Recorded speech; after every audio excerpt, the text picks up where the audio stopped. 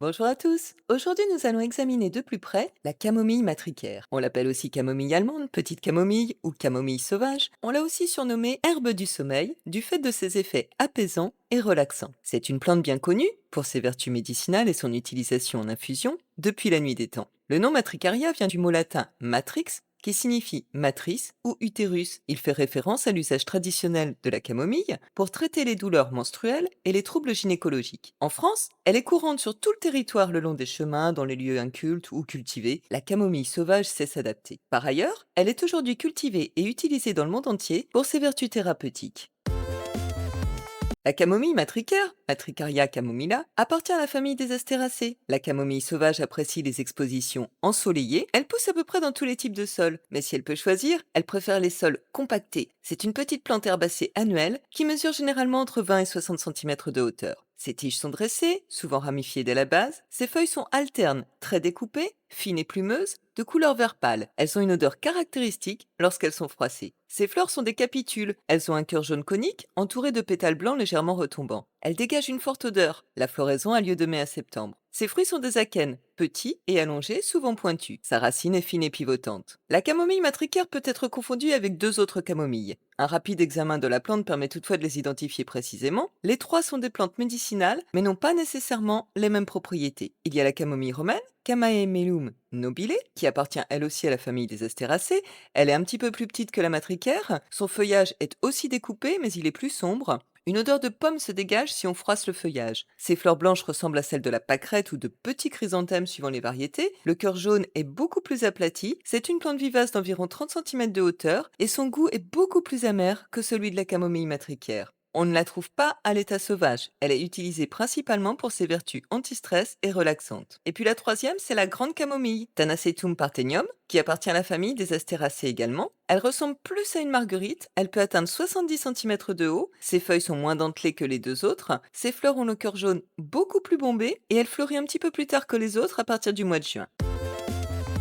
La camomille matricaire est une des plus anciennes plantes médicinales connues. Dans l'Antiquité, les Égyptiens l'utilisaient pour ses vertus apaisantes et anti-inflammatoires. Ils l'associaient au dieu du soleil, Ra, et l'utilisaient lors des rituels de soins et de purification dans les temples et pour embaumer le corps des défunts. Les Romains l'utilisaient pour traiter les troubles digestifs et pour leurs propriétés relaxantes. Galien, un médecin grec, la préconisait contre les fièvres, les courbatures et les troubles féminins. Au Moyen Âge, la camomille était cultivée dans les jardins des monastères. Elle était utilisée pour traiter les maladies intestinales et les problèmes respiratoires. C'était également un remède pour les femmes, utilisé pour les douleurs menstruelles. Aujourd'hui, la camomille matricaire est l'une des plantes médicinales les plus populaires. On l'utilise dans les tisanes, les huiles essentielles et les produits pharmaceutiques. En 1987, la camomille matricaire a été choisie comme plante médicinale de l'année pour la première fois.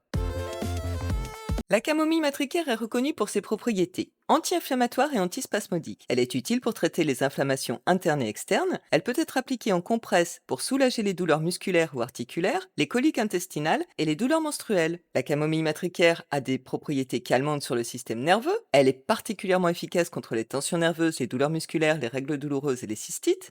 En infusion, elle est un excellent remède contre l'anxiété et l'insomnie et pour favoriser un sommeil réparateur. Elle pourrait aussi aider à combattre les troubles de l'attention, notamment chez les adolescents. La camomille matricaire a des propriétés digestives. Elle aide à soulager les troubles digestifs tels que les ballonnements, les gaz, les indigestions et les crampes abdominales. La camomille matricaire a des propriétés antiseptiques et antibactériennes. Elle est utilisée en application externe pour traiter les infections cutanées et les inflammations cutanées des muqueuses. Elle soulage les démangeaisons de l'eczéma ou des plaies. On peut aussi utiliser une infusion de camomille matricaire pour rincer la bouche et apaiser les gencives irritées ou les maux de gorge. Enfin, la camomille matricaire est un soutien du système immunitaire. L'infusion de camomille matricaire est utilisée pour renforcer les défenses naturelles du corps, en particulier en période de rhume ou de grippe.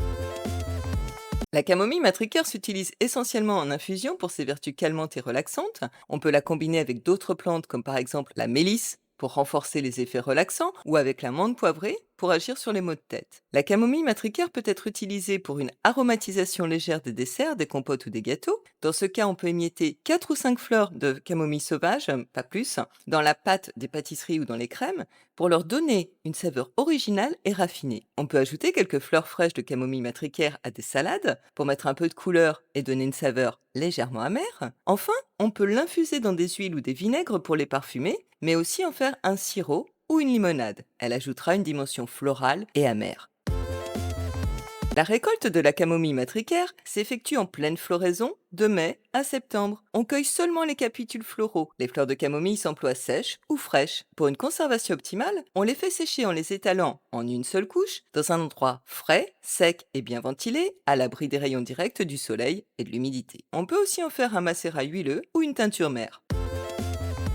Au jardin, la camomille matricaire attire les abeilles et d'autres insectes pollinisateurs. Elle est aussi utilisée comme plante compagne pour repousser certains insectes, comme les pucerons notamment. Planter de la camomille matricaire au jardin favoriserait la bonne santé du sol et des autres plantations du fait des propriétés antifongiques de ses racines. En cosmétique et en parfumerie, la camomille matricaire trouve sa place dans de nombreux produits de soins pour la peau, du fait de ses propriétés apaisantes et anti-inflammatoires. Son huile essentielle est souvent utilisée dans des crèmes et des lotions pour apaiser la peau, réduire les irritations et traiter les peaux sensibles ou sèches. La camomille matricaire est aussi utilisée dans les shampoings pour éclaircir les cheveux. L'huile essentielle de camomille sauvage a une magnifique couleur bleu foncé. Elle lui vient d'un de ses composés, le chamazulène, qui donne à la camomille ses propriétés anti-inflammatoires, antiseptiques et sédatives. Il est également connu pour ses effets calmants sur le système nerveux. En aromathérapie, l'huile essentielle de camomille matricaire extraite des fleurs est utilisée en diffusion pour ses effets relaxants, apaisant et anti-stress. Elle apaise l'esprit et décontracte les muscles. Appliquée sur la peau, elle soulage les douleurs musculaires et articulaires. En massage sur le bas-ventre, elle atténue les douleurs menstruelles.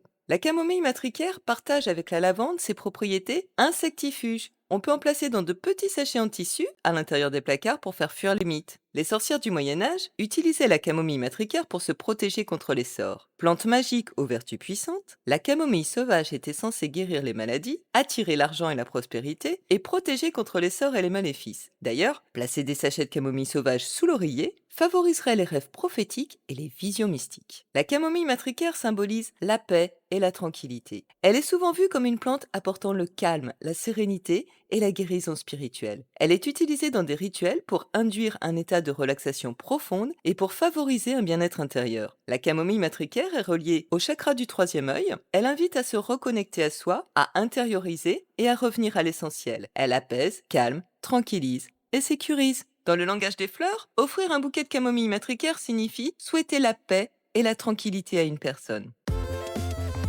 Bref, la camomille matricaire est une plante commune et abondante à laquelle on ne prête pas l'attention qu'elle mérite. Véritable pharmacie naturelle à elle toute seule, il serait trop long de citer en intégralité toutes ses vertus et bienfaits. Elle a autant d'usages en traitement interne qu'en application externe. La camomille sauvage vous veut du bien. Elle symbolise la paix et la tranquillité qu'elle nous transmet à travers ses infusions aux vertus calmantes. À bientôt!